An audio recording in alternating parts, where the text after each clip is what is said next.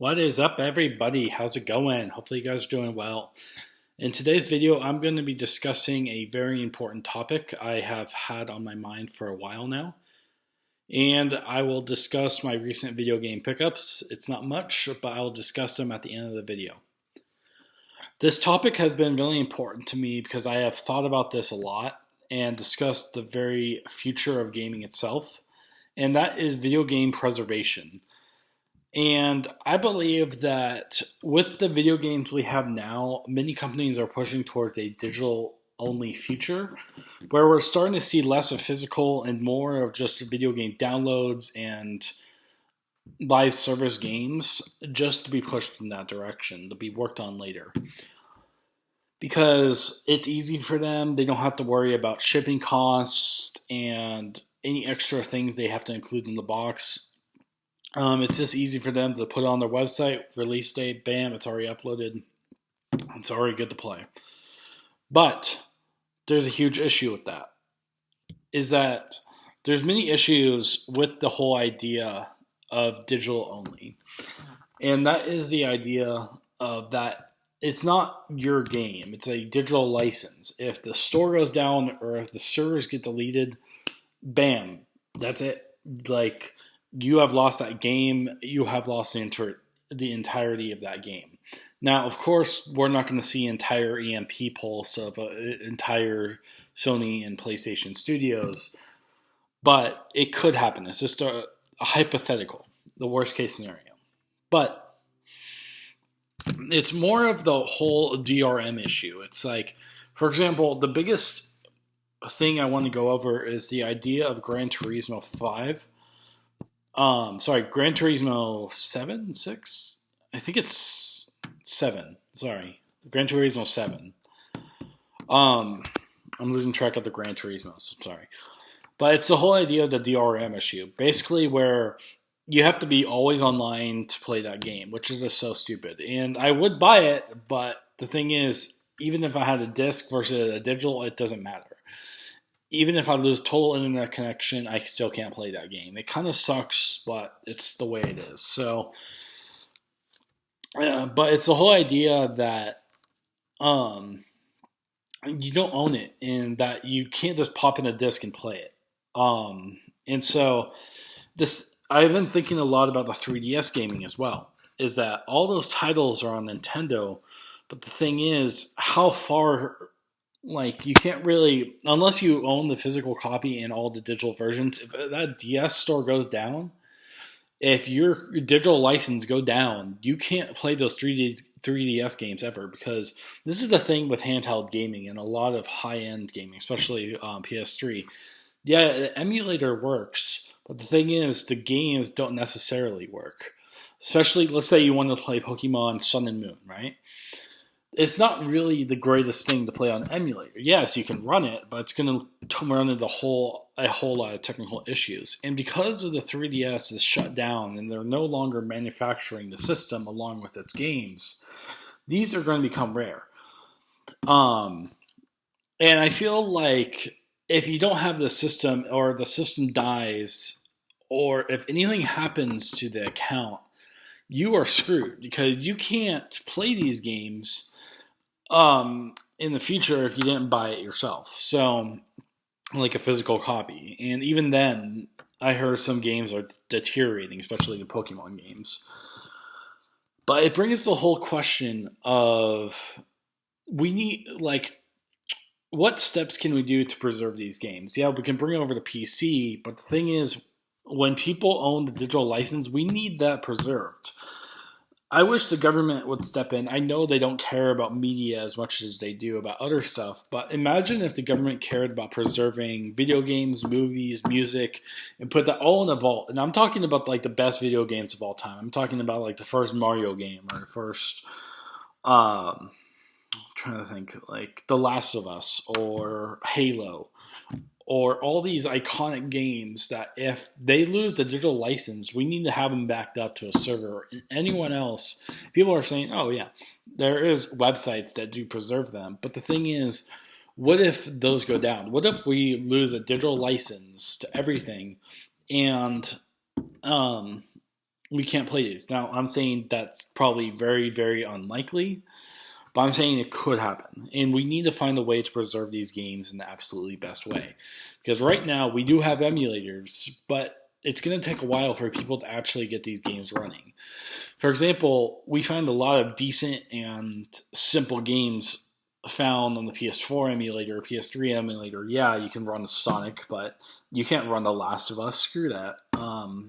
And I know PC has a great advantage in this atmosphere because they can run the hardware, but at what cost is it for the other people that don't have the PC hardware?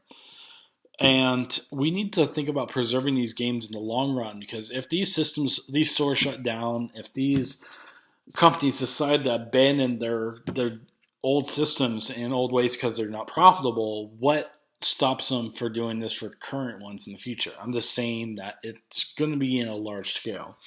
And we need to think about the preservation of all games, because that's the most important thing that we need to think about.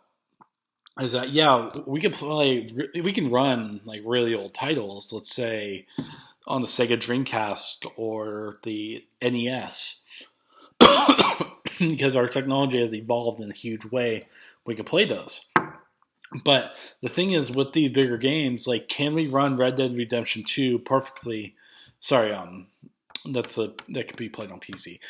Or can we run?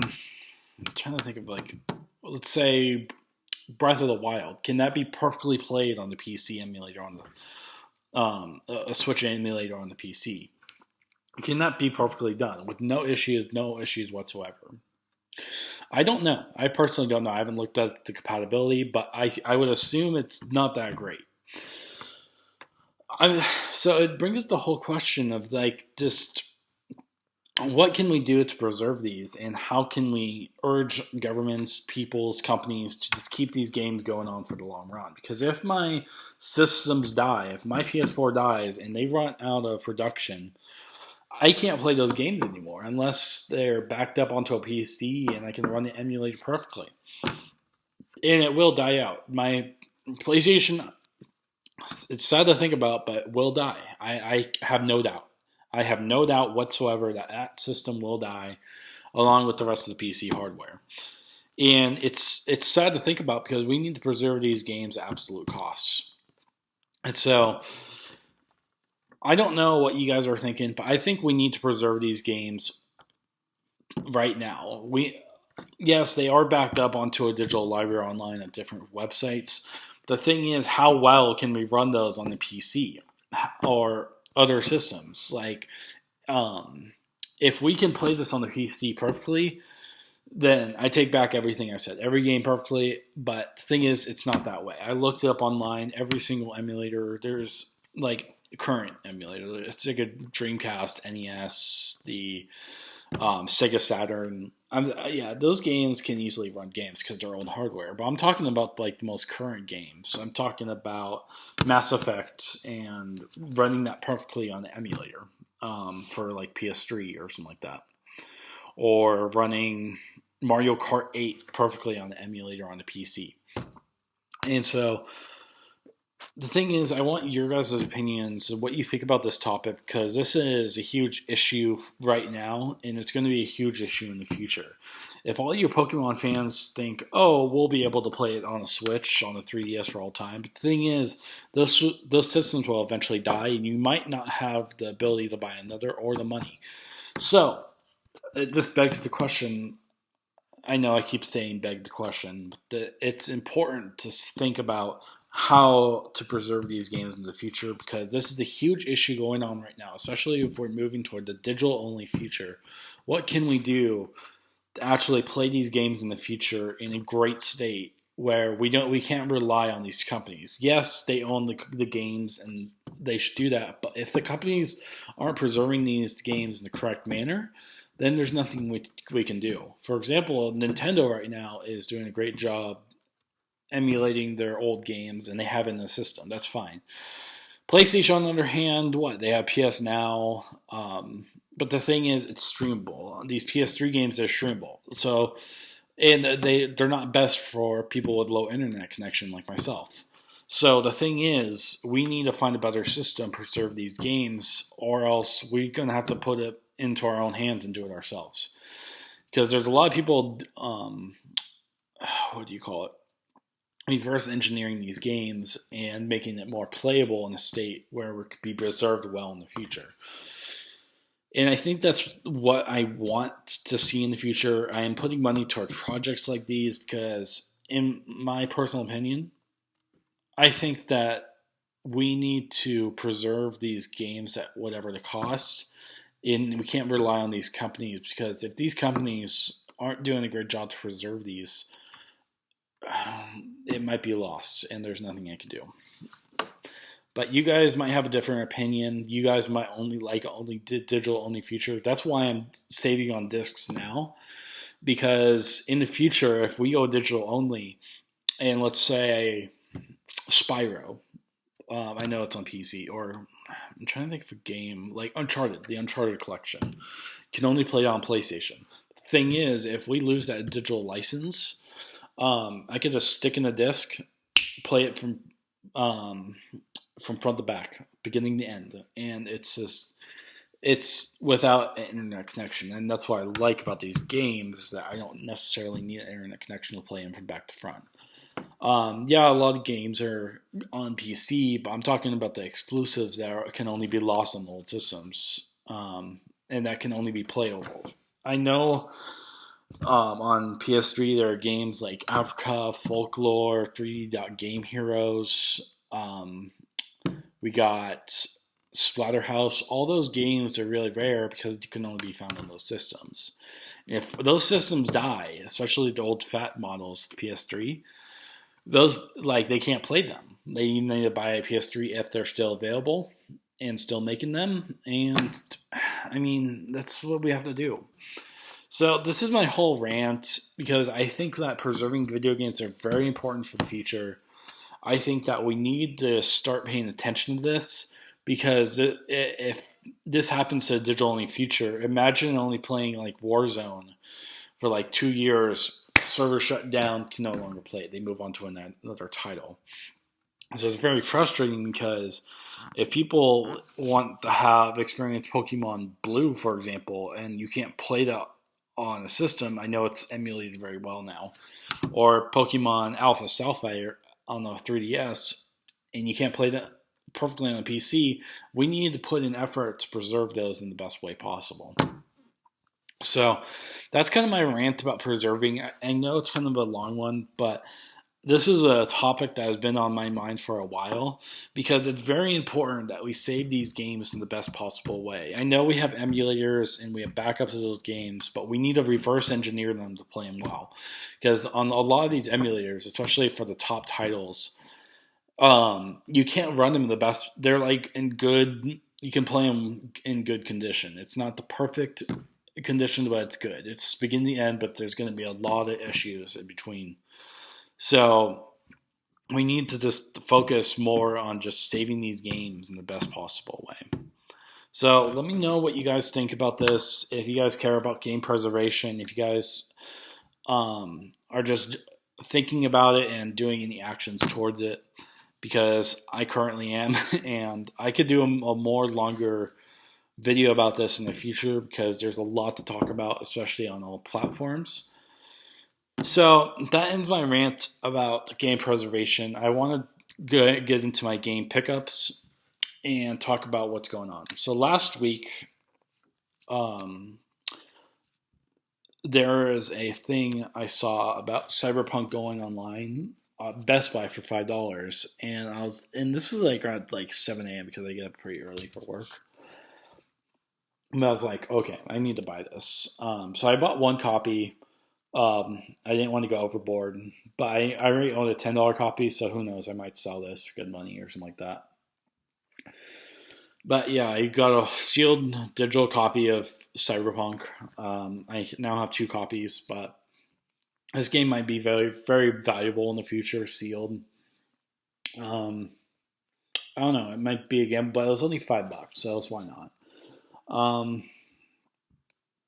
Yeah, it's in okay condition. It's not the best, but it's a sealed copy.